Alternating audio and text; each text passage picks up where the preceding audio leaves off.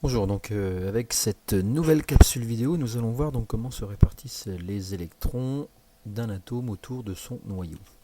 Alors tout d'abord, d'après le modèle de Bohr, les électrons d'un atome ou d'un ion se répartissent en couches autour de celui-ci. Donc, je rappelle que le noyau est chargé positivement, il comprend des protons et des neutrons. La première couche se nomme K, alors pourquoi pas et pas A? K comme le nom du chimiste russe qui a travaillé sur cette répartition électronique, Kleitchkovsky. Sur la couche K, couche numéro 1, la plus proche du noyau. Ensuite, nous allons trouver la deuxième couche, la couche L. On suit l'ordre alphabétique. Et ensuite, la couche M, qui est la troisième couche la plus éloignée du noyau de l'atome. Alors, on s'arrêtera là pour la classe de seconde.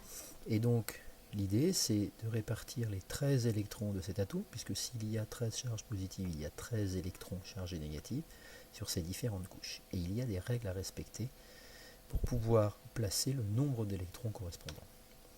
Pour cela, on applique ce qu'on appelle le principe de Pauli. Chaque couche ne peut contenir qu'un nombre limité d'électrons.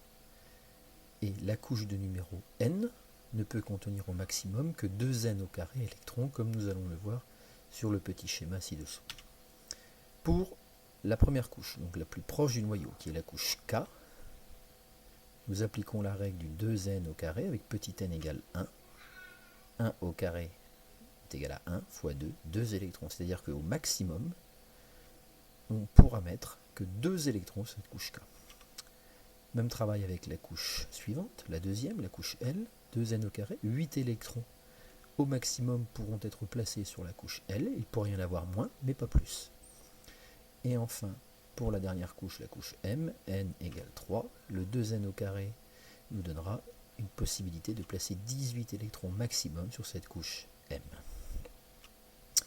Le principe de construction doit s'appliquer également pour pouvoir placer le nombre d'électrons.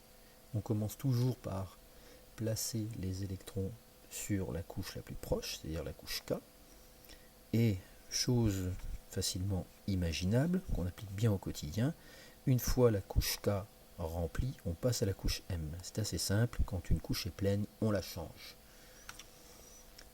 La dernière couche qui possédera des électrons sera appelée la couche externe.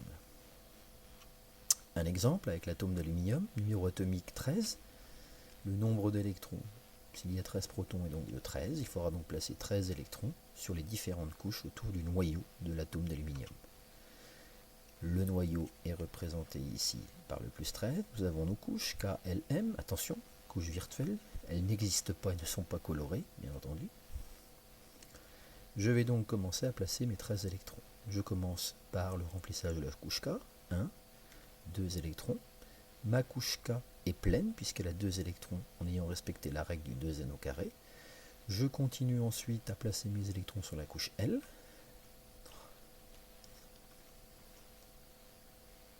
8 électrons maximum sur la couche L. 8 de la couche L plus 2 de la couche K, ça fait 10. Il me reste donc 1, 2, 3 électrons à placer sur la couche M. La structure électronique donc, de l'atome d'aluminium sera donc K2, L8, M3.